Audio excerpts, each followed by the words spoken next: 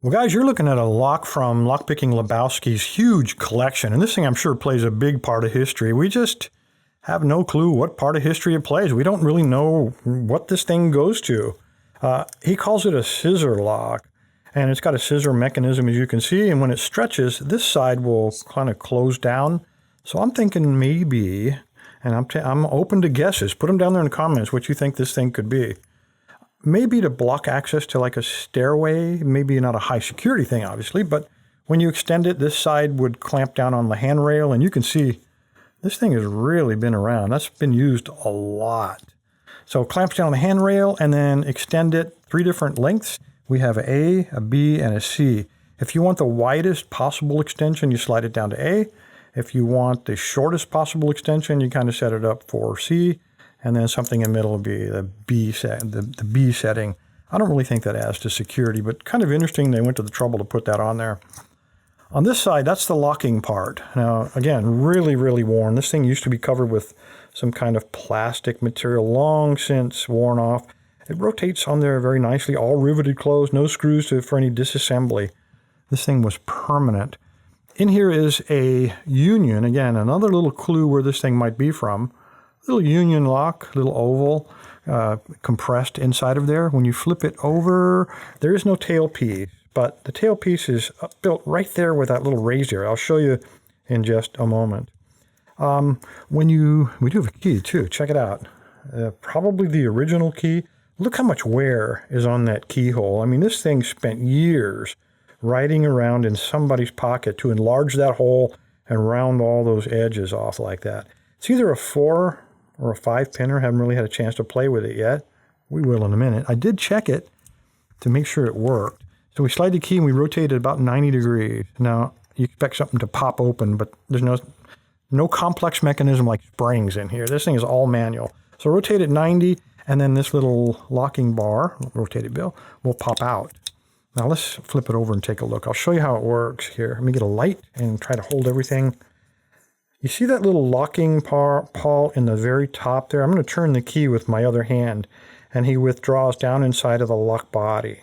Now look at the shape of him. He's pyramid shaped, so the highest point is hidden by that locking bar, and there's a little cutout. You can see it right there that this little plunger fits inside of. So if you're going to try to shim this, which we will in just a minute, you're probably going to have to shove it below the top of that lock body to make sure it'll disengage from that little cutout. I'm going to take the key out. He's still open. It is spring loaded. I did discover that when I tested it, and it locks in place. So very cool. Let's first try the obvious way to bypass this thing, and that would be to just shove that little plunger down. Now, I've got the theory, I just don't have the practice. I haven't tried it yet. So I'm going to try to slide it in and then just push down. It is still locked, and there we go. So it is possible. You just have to use the point to kind of shove it down below the top of the body so that the high point of the pyramid disengages from the cutout on there. All right, so it's bypassable. It's not, as I said, it's not super high security. Rather than go all that trouble, you just crawl under this scissor lock, I guess. Let's see about picking this little lock, though. I can't use top of the keyway because this is in the way, so I'm going to take the bottom of the keyway. See if he's the right width. He seems about right. All right, I am going to take this pick. I think this is the Attila from Sparrows, because it's pretty wide open little keyway. Let me zoom in a little bit. For once, it didn't overfocus. All right, take this little guy, slide him in, apply moderate tension. Try to find a binder. I felt one back there, but I like to feel all the way. I think I'm feeling 4 pins. All right, that would be pin 3. Just give him a little click. Look for another binder. Nothing. So let me go back to pin 3. Push him in a little further. Whoa. That was the sound of an overset. Oh, pin 2's binding. And he just kind of crunched into place. A lot of goop in here, I can say that. Nobody else is binding. So I probably overset 2. Make one more check. Yeah. So let's recock that and try it again. So all the way in.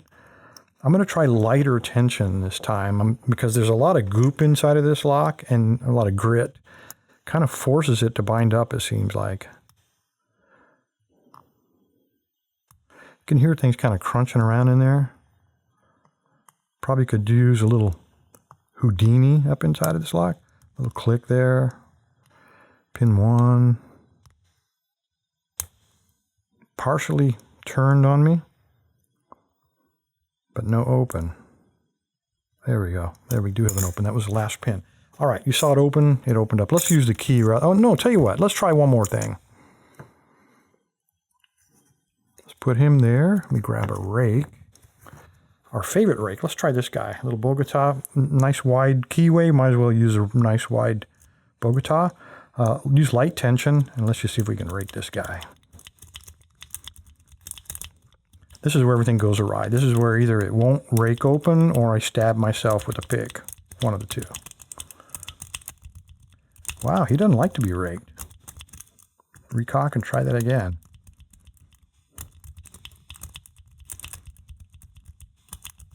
Wow, I think it was easier to single pin pick him than it was to rake this guy. Tensioning is everything. Even on the core, I can feel a lot of grit. I'm going to try heavy tension, see if this makes any difference. Nope.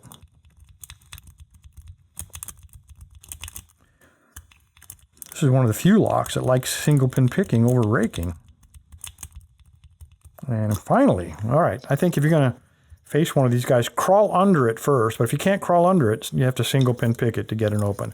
Anyway, guys, there you go. The mysterious scissor lock from LockPickingLebowski's rather extensive collection of weirdness. If you have any clue what this could possibly be, put it down in the comments. I really would like to know. My bet it has something to do with the metro or the underground. That's my bet. Anyway, guys, thanks for your time. Stay safe.